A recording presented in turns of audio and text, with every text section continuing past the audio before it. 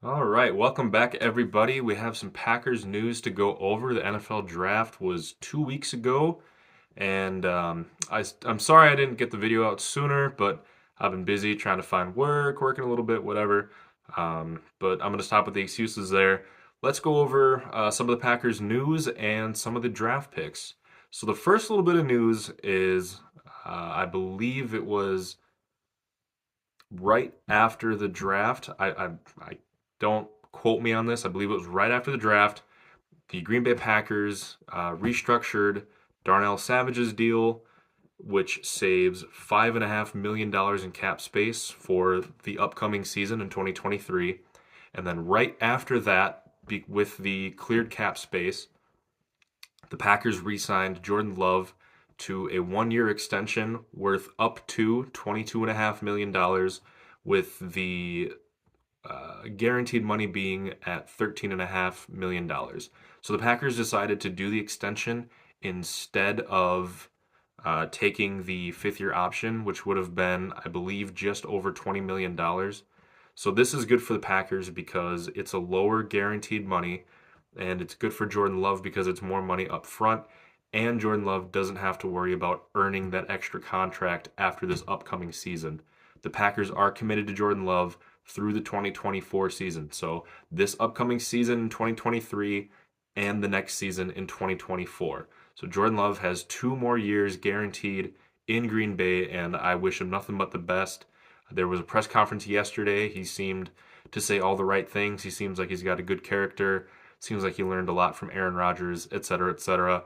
Um, Obviously, he's not going to be Aaron Rodgers right away, but if he can get better as the year goes on and then continues to grow week in, week out, year after year, he could be a pretty decent ball player. But that is yet to be seen. We can't jump to conclusions now. It is only what month is this? It's only May, so we'll have to wait and see. In September when the games that do count start to unravel, and we'll go from there. But that is for the future.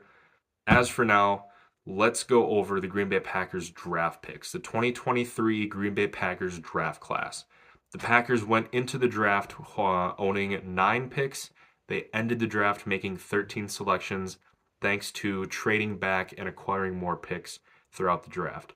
Their needed positions, safety and tight end, were for sure positions that they needed to address, as Adrian Amos is most likely not going to be back. He's been the safety in Green Bay since I think it was 2019, so 19, 20, 21, 22. Yeah, so the Packers needed to bring a safety in, and they also needed to bring a tight end as they lost Robert Tonyan to free agency. He went to the Chicago Bears, and Marcedes Lewis remains to be a free agent. And the Packers have made it clear that they are not going to bring back Marcedes Lewis. The youth movement is on with the Packers, in at least on the offensive side of the ball. So yeah, they're not bringing back Marcedes Lewis, and Robert Tonyan is gone, which leaves only Josiah DeGuara and I believe Tyler Davis. So not a whole lot of experience or playing time for the tight ends that the Packers did have.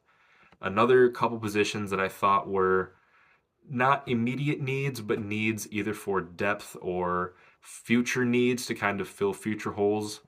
The positions I had that I added were defensive end or edge rusher, an inside linebacker to pair with Devondre Campbell and Quay Walker, more so as depth. Wide receiver, the Packers needed to address that as well, as it's pretty much Christian Watson and Romeo Doubs, and I guess Samori Torre and whoever else falls in behind that. So wide receiver was another big one, and then I also added defensive tackle. They have Kenny Clark, they have Devonte Wyatt, but you need a third guy in there to rotate out, be part of that second unit, or different, you know, dime packages or whatever. If you have 3 down linemen, stuff like that. But I'm going to do my best to quit rambling. I'm just going to run through the picks. I have a couple quick notes on each one, and I'll leave it at that. I'm going to try not to ramble. I'm really bad at that. So let's just jump right into it. The Packers had the 13th overall pick after they traded Aaron Rodgers to the Jets. The Jets originally had the 13th, the Packers had 15th. They swapped, and then the Packers got some extra picks as well. So with the first pick for the Packers, coming in round 1, pick number 13, the Green Bay Packers selected Lucas Van Ness. He is a defensive end from Iowa. And my quick little note on him is that he looks like a pretty versatile defensive lineman. They did say that he plays or has played on the interior line as recently as 2021, and then in 22 he moved to the outside. So a versatile guy, pretty athletic, which is what the Packers like. The Packers like drafting versatile guys that can play multiple positions and with a high athletic score. And I believe Lucas Van Ness was pretty high on the athletic score, and he's a pretty athletic guy. Take a shot every time I say athletic. Don't. Or do. I'm not the boss of you. But yeah, he's a versatile guy, and he can fill in for Rashan Gary, who is recovering from an ACL surgery. Rashan Gary tore his ACL back in, I believe it was November of last year, so he might not be ready immediately to just jump right into the starting lineup this upcoming September. ACLs are a minimum of 9 months. It's better if you take about a full year to recover. And Rashan Gary, he's a beast, man, but obviously we want to be careful with him because he is a very important part of this defense. So maybe they'll do what they did with Bakhtiari and just kind of slowly work him back in. Gary is younger, so that does help his case with, the ACL tear and everything. But yeah, Lucas Van Ness will probably fill in for Gary until Gary's ready to go 100%, taking over that edge rusher position. Okay. The next pick that the Packers had was in round 2, pick number 42 overall. The Packers selected Luke Musgrave. He is a tight end from Oregon State. And from what I saw on this guy, I believe he's like 6'6", so he's a nice tall target for Jordan Love. And my notes on him, he is an immediate starter, probably. I put also he could be a special teams guy, but I think he's just going to be immediately the tight end number 1, TE1, if you will. He's going to be the starter right away. Yeah, that's pretty much all I'm going to say about him. Looks like he can block, looks pretty athletic, he's tall, should be a good pass catching target for Jordan Love. The next pick, only 8 picks later, so pick 50 overall in the second round. The Packers selected Jaden Reed. He is a wide receiver from Michigan State. I did see a little bit of film on him. He gives me kind of Randall Cobb-esque vibes, if you will. He looks Randall Cobb-esque. Good slot receiver, pretty quick. I saw some video last week of him showing off his speed in practice. So, yeah, hopefully he can kind of, be a new era Randall Cobb, but that, we'll see. He should get some decent playing time considering the Packers wide receiver room as it is right now. Like I said, it's just Watson and Dobbs, and I guess Samori Toure for now. So Reed will be that probably immediate starter in the slot position. He'll also probably get some special teams possibilities as well. I don't know. This video is going to get pretty long, so I'm just going to keep trying to go as fast as I can. So the next pick, round 3, pick number 78 overall, the Packers take another tight end. This one named Tucker Kraft from South Dakota State. He's another tight end, had pretty good size. I think he was about 6'5". So he could be used in twin tight end packages. If the Packers are probably, at least in the beginning of the year, going to prioritize running the ball. So they'll have Musgrave on one end and Kraft on the other, just to have, big guys up front of the line and just try to clear those lanes for Jones and Dillon. So, yeah, I thought that was a pretty good pick. The next pick, round 4, pick 116 overall, was Colby Wooden. He's a defensive end from Auburn.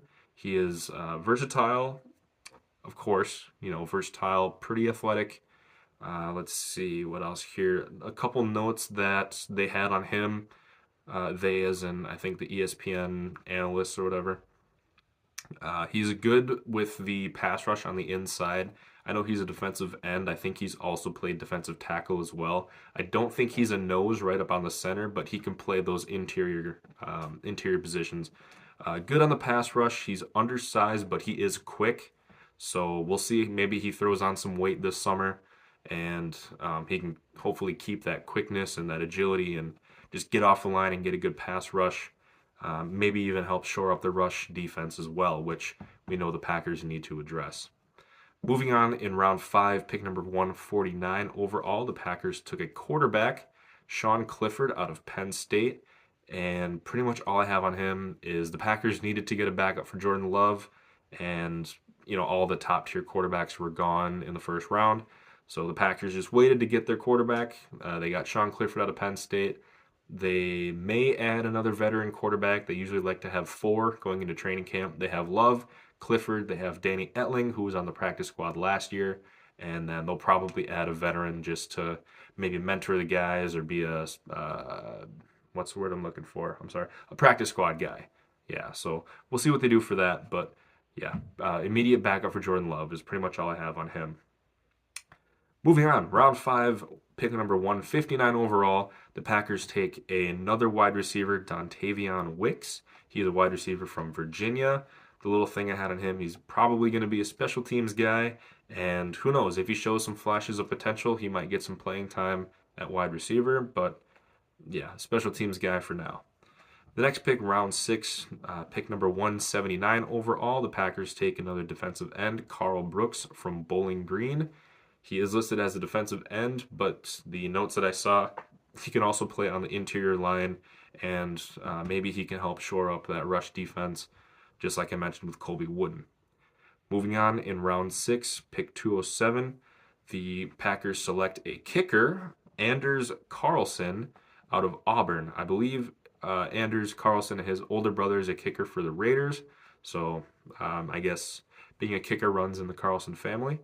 And he's going to be Crosby's replacement. Unfortunately, the Mason Crosby era in Green Bay is over. The Packers are not going to bring him back, and he is still a free agent. So it is very sad to see Crosby go, but he was getting up there in age, and the Packers just don't want to keep paying for Crosby's services. So they went with a rookie, taken in the 6th round. The next 4 picks were all in the 7th round. Pick number 232 overall. We have Carrington Valentine. He is a cornerback out of Kentucky. And this is pretty much just a depth pick. The Packers have Jaire Alexander, Rasul Douglas, and Eric Stokes. And then Valentine is probably going to fill in that number 4 spot on the corner/secondary position. So just a depth piece. And if he turns out to be decent, great. If not, he's a 7th round pick. So he didn't really lose much. The next pick, only 3 picks after, we have Lou Nichols III. He's a running back out of Central Michigan. Again, this is a depth piece. We have Aaron Jones and A.J. Dillon. But moving forward, I don't think both of them will be on the roster in 2024. If they are, great, but odds are one of them is going to leave in free agency. The Packers are probably not going to bring back one of those two. So you select Lou Nichols, a running back, to fill in that 3rd spot and eventually maybe take over as running back 2. The next pick, pick number 242 overall, we have Anthony Johnson Jr. He's a safety out of Iowa State. The Packers finally took a safety. I guess they're not all that concerned about the secondary right now. Maybe they'll bring in a veteran on a minimum deal. I don't really know if there's many veteran safety free agents out there, but we'll see. Maybe they move like Rudy Ford. Maybe he'll take over that safety position. Maybe they'll move Rasul Douglas or Eric Stokes to safety to play next to Darnell Savage. We'll see how that plays out. And then the final pick 256 overall. The Packers take their 3rd wide receiver in this draft, Grant Dubose. He is a wide receiver from Charlotte.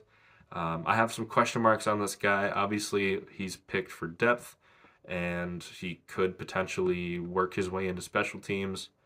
And yeah, that's pretty much all I have on him. So those are the selections for the Green Bay Packers. If I had to give an overall grade, I would probably give it a B or a B plus.